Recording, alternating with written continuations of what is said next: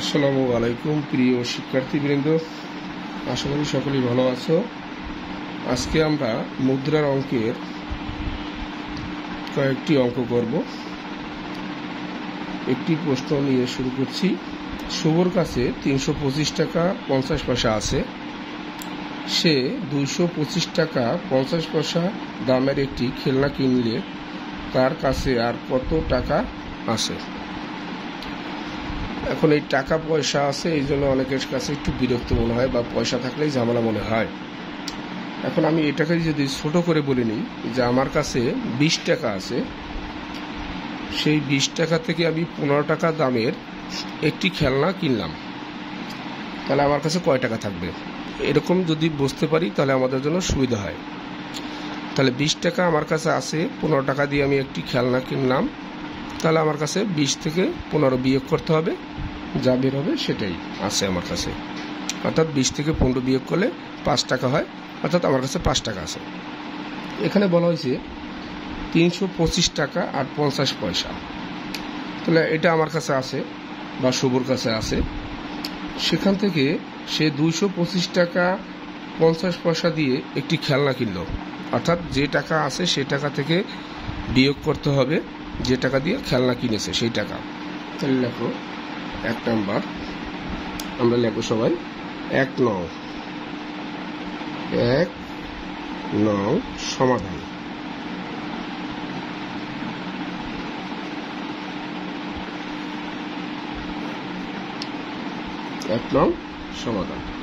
তাহলে শুভর কাছে আছে, শুভর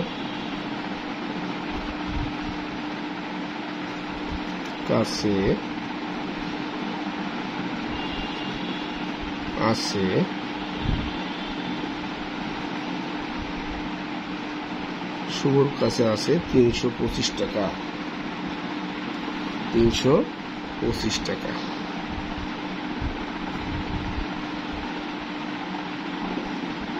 50 পয়সা।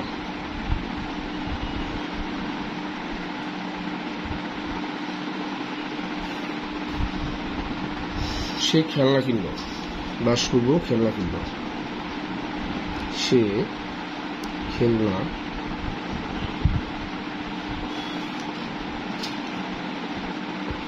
কিনলো,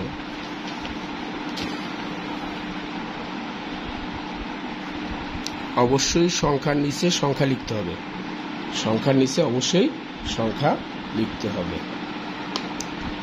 সংখ্যার নিচে যদি আমরা সংখ্যা না লিখি তাহলে কিন্তু হবে না।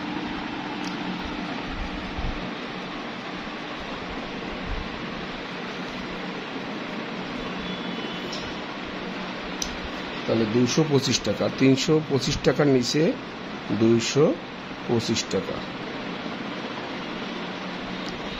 আর 50 পয়সার নিচে 25 পয়সা। যেহেতু আমি 325 টাকা থেকে খেলনা কিনেছি 225 টাকায়, তাই আমি খরচ করেছি। খরচ করলে বিয়োগ করতে হবে। কি করতে হবে? বিয়োগ। তাহলে 50 থেকে 25 বিয়োগ করা যায় খুব সহজেই। এটা 5, এটা 0। 5 থেকে 0 5 ছোট মানে 5। যখনই ছোট হয়েছে তখন নিচে 1 আসবে, 3 আছে তাহলে 5 হবে 2 হলে, অর্থাৎ 25 পয়সা রয়ে গেল। এবার টাকার নিচে টাকা, 5 5 মিলে গেল 0, 2 2 মিলে গেল 0, 3 থেকে 2 গেলে 1 থাকে। 100 টাকা 25 পয়সা। এখানে আমরা লিখতে পারি, সুতরাং প্রশ্নে কি বলছে, তার কাছে আর কত টাকা আছে? তার কাছে আছে, তার কাছে আছে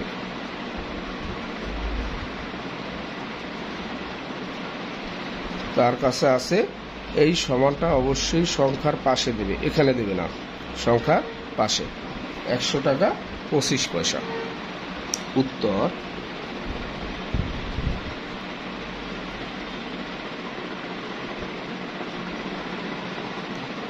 100 টাকা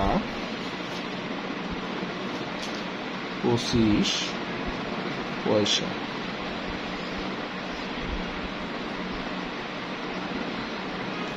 এবারে 2 নং সমাধান।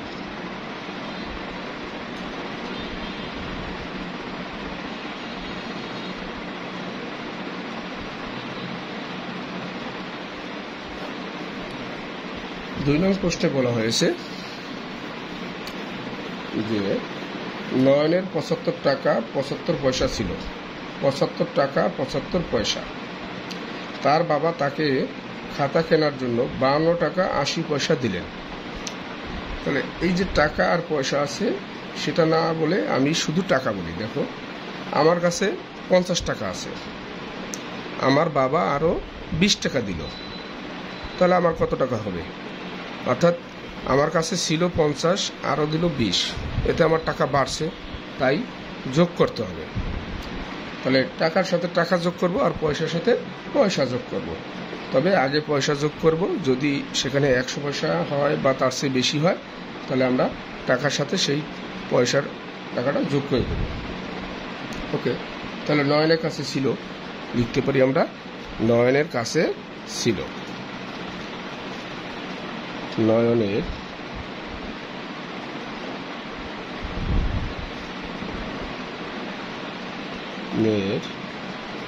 কাছে ছিল। নয়নের কাছে ছিল 75 টাকা 75 পয়সা। 75 টাকা 75 পয়সা।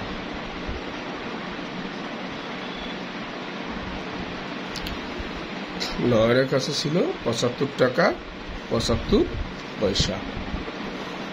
তার বাবা দিল, তার বাবা দিল তার বাবা দিল 52 টাকা 80 পয়সা। 52 টাকা, টাকার নিচে টাকা, পয়সার নিচে পয়সা, 80 পয়সা। এতে তার টাকা বেড়ে গেছে, তাই আমাকে যোগ করতে হবে। এখন আমরা এই যোগ সরাসরি করে দেব, সমস্যা নাই। আর যদি কেউ ভেঙে ভেঙে দেখাই করো তাতেও সমস্যা নেই। 0 আর 5 যোগ করো 5। 8 আর 5 যোগ করবো কিভাবে? যেটা ছোট সেটা নাও। 7, এটাও মনে করলাম 7, তাহলে 2টা 7, 7 দুগুণ 14, তার থেকে 1 বেশি 15। 15 5, হাতে 1 রয়ে গেল। সেই 1 এখানে আর লেখার দরকার নাই, যারা সরাসরি এখানে যোগ করে দিতে পারো। 5 আর 2 7, আর হাতের 1 8।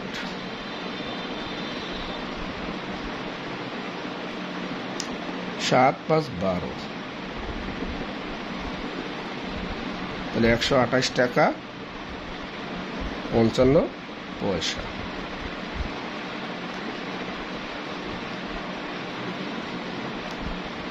এখন প্রশ্নে কি বলছিল?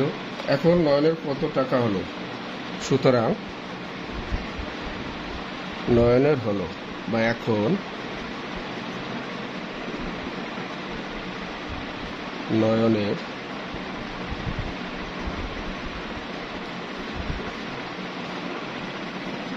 হলো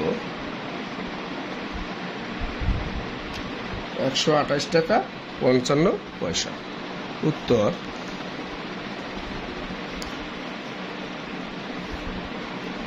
উত্তর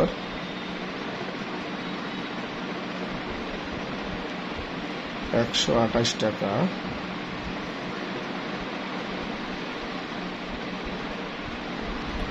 55 পয়সা।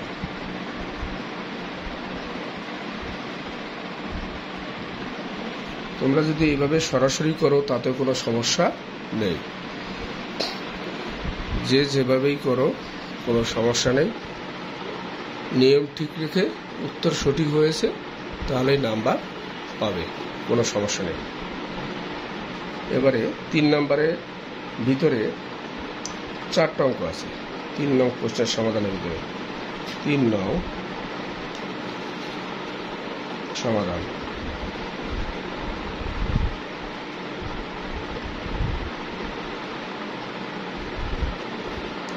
এখানে 4টা আছে, 1 2 3 4। 1 নম্বর, তাহলে একটু প্রশ্নটা পড়ি। 2টি আইসক্রিমের দাম 90 টাকা। 2টা আইসক্রিমের দাম হচ্ছে 90 টাকা এবং একটি চকলেটের দাম 30 টাকা 75 পয়সা। তাহলে আইসক্রিমের দামের সাথে কিন্তু কোনো পয়সা দেয়নি, চকলেটের দামের সাথে দিচ্ছে টাকা এবং পয়সা। আরিশা দোকানদারকে এই জিনিসগুলো কেনার জন্য 10 টাকার 20টি নোট দিল। 10 টাকার অর্থাৎ 10 টাকা নোট 20টা নোট দিয়েছে। 5টি চকলেটের দাম কত? 5টি চকলেট, তাহলে প্রথম কিন্তু দেওয়া আছে যে 90 টাকা, সেটা কিন্তু আইসক্রিমের দাম। চকলেটের দাম আছে পরে দেওয়া 30 টাকা 75 পয়সা। তাহলে আমরা লিখতে পারি একটি চকলেটের দাম, একটি চকলেটের দাম, একটি চকলেটের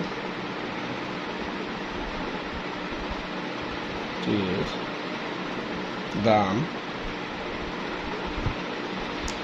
একটি চকলেটের দাম 30 টাকা 75 পয়সা।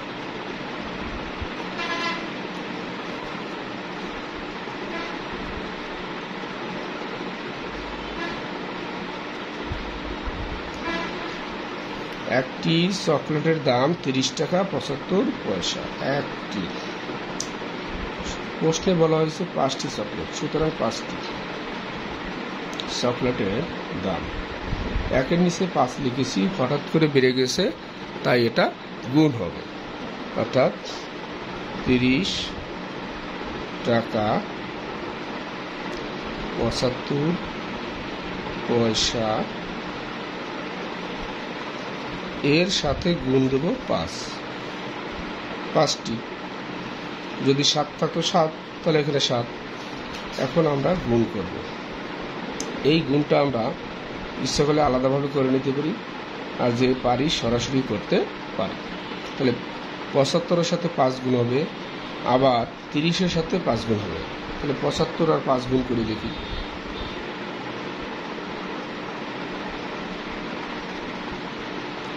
5 5 25, 5 7 2, 5 7 35 আর 2 37, অর্থাৎ 375 পয়সা হয়েছে। 375। এখন এই 375 পয়সা তো লেখা যাবে না, এখন আমরা শুধু 75 পয়সা লিখব। আর এই যে 3 টাকা, 300 পয়সায় 3 টাকা, সেটা আমরা বামের সাথে যোগ করব। এখানে লিখলাম 75 পয়সা।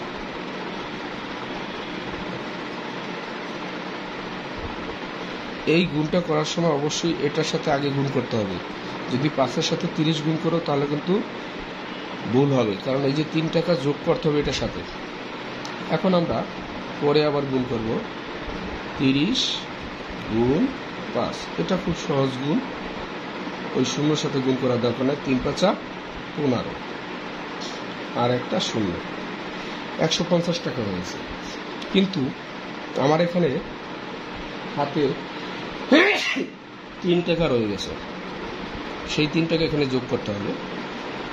তাহলে 150 আর 3 যোগ করলে হয় 153। 153 টাকা, 153 টাকা।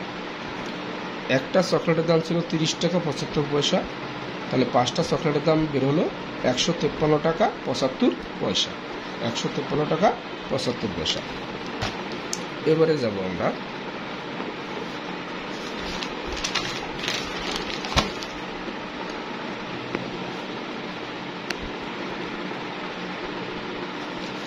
দেখো 2 নম্বরে বলছে আরিশা মোট কত টাকার জিনিস কিনবে। আরিশা মোট কত টাকার জিনিস কিনবে, তাহলে সে 2টা আইসক্রিম কিনছিল আর একটা চকলেট কিনছিল।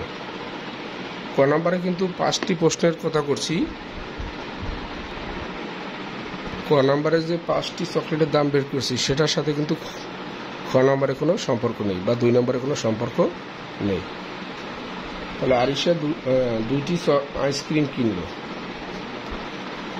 আরিশা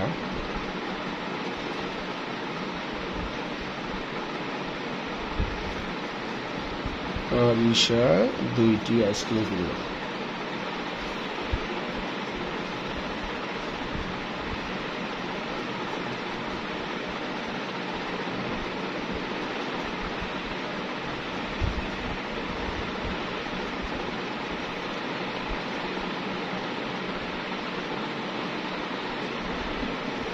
আরিশা 2টি আইসক্রিম কিনলো, 90 টাকা বলছে, কিন্তু পয়সা আমাকে লিখতে হবে, কারণ চকলেটের দামের সাথে পয়সা আছে, তাই সেই পয়সা লিখতে হবে।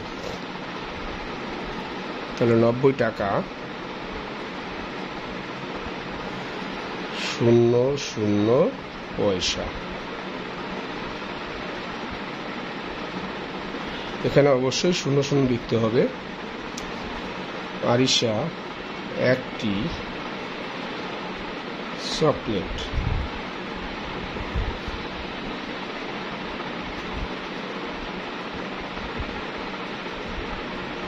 কিনলো 30 টাকা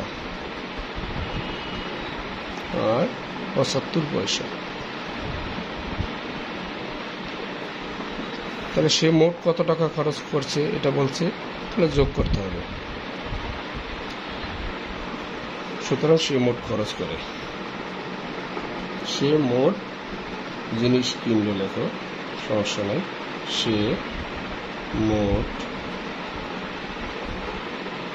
খরচ করে, লেখো, তাতে সমস্যা নেই, খরচ করে, সে মোট খরচ করে 5-7 পয়সা।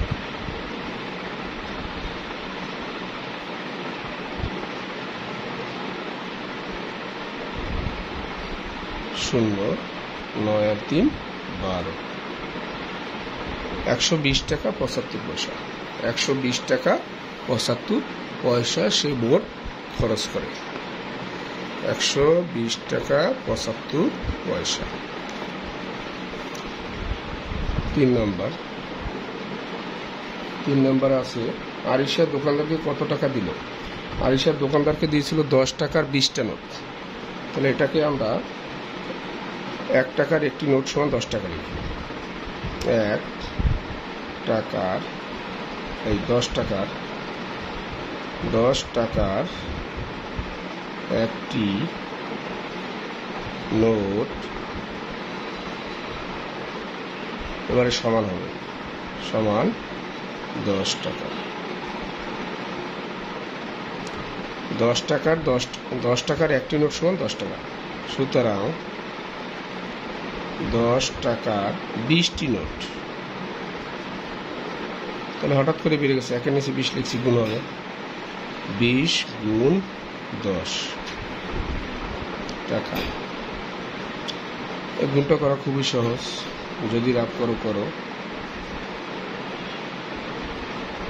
2 একে 2, 2টা 0, 200 টাকা শেষ। তাহলে 10 টাকার 20টি নোটে হবে 200 টাকা। 4 নম্বরে আছে দোকানদার আরিশাকে কত টাকা ফেরত দেবেন।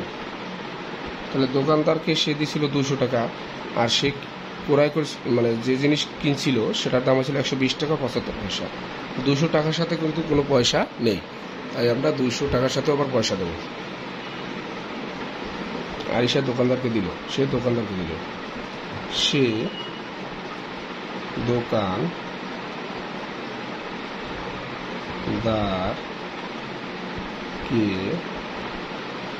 দিল, সে দোকানদারকে দিল 200 টাকা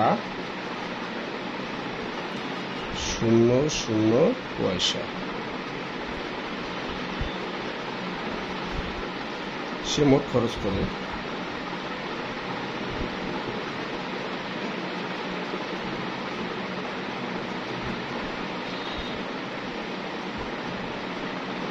120 টাকা 75 পয়সা।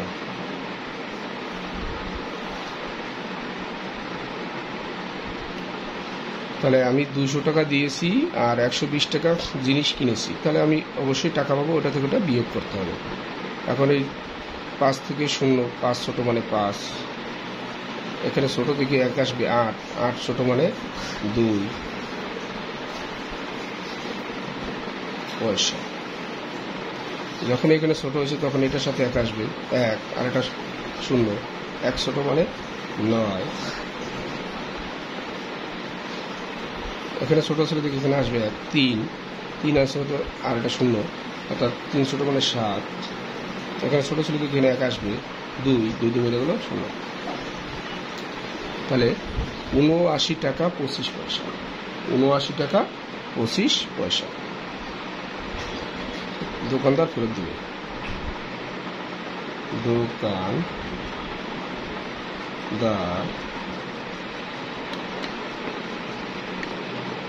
ফেরত দিবে।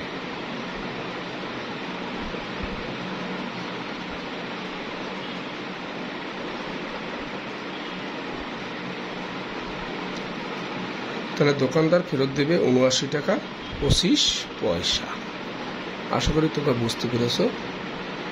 প্রয়োজন বোধে ভিডিওটা বারবার দেখো, তাহলে খুব সহজে বুঝতে পারবে আরো। ওকে, আজকের মতো এখানেই শেষ। আল্লাহ হাফেজ, সবাই ভালো থাকো।